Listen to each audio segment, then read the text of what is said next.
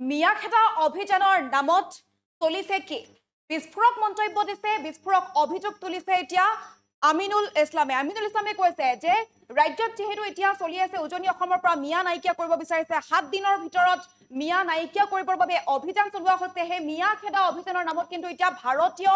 সংখ্যালঘু মুছলমান লোকক অত্যাচাৰ চলোৱা হৈছে বিস্ফোৰক মন্তব্য দাঙি ধৰিছে আমিনুল ইছলামে কিন্তু তেওঁ এটা কথা উল্লেখ কৰিছে কিছুদিন পূৰ্বে মিয়া নামত আসলতে মাৰোৱাৰী সমাজৰ ওপৰত অত্যাচাৰ কৰা হৈছিল এগৰাকী পাঞ্জা খেলুৱৈক এগৰাকী খিলঞ্জীয়া পাঞ্জা খেলুৱৈক যেতিয়া প্ৰহাৰ কৰিছিল অনা অসমীয়া লোকে সেই সময়ত কিন্তু আমিনুল ইছলামে কোনো মন্তব্য কৰা নাছিল আৰু উলুটাই সেই সময়ত মাৰোৱাৰী সমাজে যেহেতু আঁঠু কাঢ়ি ক্ষমা খুজিব লগা হৈছিল সেই ঘটনাকে গৰিহণা দিছে আমিনুল ইছলামে কিন্তু আজি হঠাতে মিয়াখেদা যি অভিযান আৰম্ভ হল তাৰ পাছতে যেন এতিয়া মুছলমান মিয়া মানুহৰ বাবে আৰু লগতে যিসকল মাৰোৱাৰী সমাজ আছে মাৰোৱাৰী সমাজৰ প্ৰতি যেন এতিয়া দৰদ উপদিছে আমিনুল ইছলামৰ সেই সময়ত যিজন আমিনুল ইছলামে মাত মতা নাছিল খিলঞ্জীয়াৰ ওপৰত আক্ৰমণ হতে মাত মতা নাছিল এতিয়া কিন্তু মিয়াখেদা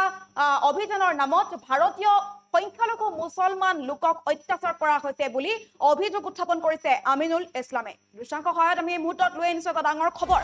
আৰু মিয়াখেদা অভিযানৰ নামত এতিয়া কিন্তু কেৱল ভাৰতীয় সংখ্যালঘু মুছলমান লোকৰ ওপৰত অত্যাচাৰ চলোৱাৰ অভিযোগ উত্থাপন কৰিছে আমিনুল ইছলামে 7 দিনৰ সময় বান্ধি দিয়া হৈছে 7 দিনৰ সময়সীমা বান্ধি দি মিয়াসকলক অসম এৰিবৰ বাবে হুংকাৰ প্ৰদান কৰিছে আৰু সেয়া অসমীয়া জাতীয় জীৱনত এক বৃহৎ ৰেখাপাত কৰিব বুলি উল্লেখ কৰিছে আমিনুল ইছলামে ৰাজ্যৰ কেইবাটাও গুৰুতৰ সমস্যাক লৈ আজি ৰাজ্যপালক স্মাৰক পত্ৰ AIUDFৰ নেতৃত্ব প্ৰেৰণ কৰা দেখিবলৈ পোৱা গৈছে আৰু তাৰ মাজতে এনেদৰে বিস্ফোৰক মন্তব্য দাঙি ধৰিছে আমিনুল ইছলামে শিৱসাগৰত যি ঘটনা সংঘটিত হৈছিল এগৰাকী খিলঞ্জীয়া পাঞ্জা খেলুৱৈক মাৰধৰ কৰা হৈছিল ৰাজপথৰ মাজত মাৰধৰ কৰিছিল অনা অসমীয়া লোকে আৰু অৱশেষত যেনে ধৰণৰ পৰিস্থিতিৰ সৃষ্টি হ'ল প্ৰতিবাদৰ সৃষ্টি হ'ল সেই প্ৰতিবাদৰ ধুমুহাত যেন ম্লান গৈছিল মাৰোৱাৰী সমাজ আৰু মাৰোৱাৰী সমাজে আহি আঁঠু কাঢ়ি সেই দল সংগঠন প্ৰতিবাদীসকলৰ আগত বা খিলঞ্জীয়াৰ আগত ক্ষমা প্ৰাৰ্থী হৈছিল সেই কথাত কিন্তু গৰিহণা দিয়া দেখিবলৈ পোৱা গৈছে আৰু লগতে মিয়াখেদা অভিযানত যেন ভাৰতীয় সংখ্যালঘু মুছলমানৰ ওপৰত অত্যাচাৰ চলোৱা হৈছে মুখ্যমন্ত্ৰীৰ উচতনি আৰু প্ৰৰোচনত এনেধৰণৰ বিক্ষিপ্ত ঘটনা সংঘটিত হোৱাৰ অভিযোগ উত্থাপন হৈছে সাম্প্ৰদায়িক সংঘৰ্ষ আৰম্ভ হৈছে ৰাজ্যত আৰু সাম্প্ৰদায়িক সংঘৰ্ষ যেতিয়া জ্বলিছে উত্তপ্ত হৈছে ৰাজ্য উজনি অসমৰ বৰ্গীয় মূলৰ মুছলমানক সন্দেহযুক্ত বাংলাদেশী বুলি হাৰাশাস্তি কৰা হৈছে উদ্দেশ্য প্ৰণোদিতভাৱে হাছাম পুৰুষীয়া ঐক্য বিনষ্ট কৰাৰ চেষ্টা কৰা হৈছে আৰু কিছু ৰাজনৈতিক দলৰ পৃষ্ঠপোষকতাত এনে ঘটনাৰ অভিযোগ উত্থাপন কৰিছে আমিনুল ইছলামে আৰু 7 দিনৰ সময় দি যেহেতু উজনি অসম এৰিবৰ বাবে হুংকাৰ প্ৰদান কৰা হৈছে কেইবাটাও দল সংগঠনে হুংকাৰ প্ৰদান কৰিছে তাৰ পাছতে এতিয়া সৰব হোৱা দেখিবলৈ পোৱা গৈছে আমিনুল ইছলামৰ হঠাতে আচলতে আমিনুল ইছলামৰ এতিয়া মিয়া আৰু মাৰোৱাৰীসকলৰ প্ৰতি মাৰোৱাৰী সমাজৰ প্ৰতি যেন দৰদ উপজিছে পূৰ্বে যি আঁঠু কাঢ়ি মাৰোৱাৰী সমাজে ক্ষমা খুজিবলগীয়া হৈছিলে সেই ঘটনাকো গৰিহণা দিছে লগতে মিয়া মুছলমানৰ নামত মিয়াখেদা অভিযানৰ নামত এতিয়া ভাৰতীয় সংখ্যালঘু মুছলমানৰ ওপৰত অত্যাচাৰ চলোৱা হৈছে বৰ্বৰ অত্যাচাৰ চলোৱা হৈছে বুলি অভিযোগ উত্থাপন কৰিছে আৰু এই সকলোবিলাকৰ অন্তৰত যেন মুখ্যমন্ত্ৰী জড়িত হৈ আছে মুখ্যমন্ত্ৰী আসলতে নিজৰ ভুল ত্ৰুটিবোৰ আঁতৰাবৰ বাবে ৰাজনৈতিক আস্থা লৈছে আৰু লগতে মুখ্যমন্ত্ৰীয়ে এতিয়া সাম্প্ৰদায়িক ৰাজনীতি কৰিছে সাম্প্ৰদায়িক ৰাজনীতিৰ নামত মুছলমান সকলক আসলতে ভাৰতীয় সংখ্যালঘু মুছলমানসকলৰ ওপৰত অত্যাচাৰ চলোৱা হৈছে মুখ্যমন্ত্ৰীৰ উচতনি আৰু প্ৰৰোচনতে এনেধৰণৰ বিক্ষিপ্ত ঘটনা সংঘটিত হোৱাৰ অভিযোগ উত্থাপন হৈছে আৰু সংবিধানৰ কেইবাটাও বিধি উলংঘা কৰি এই কামবোৰ কৰাৰ অভিযোগনামা দাখিল কৰিছে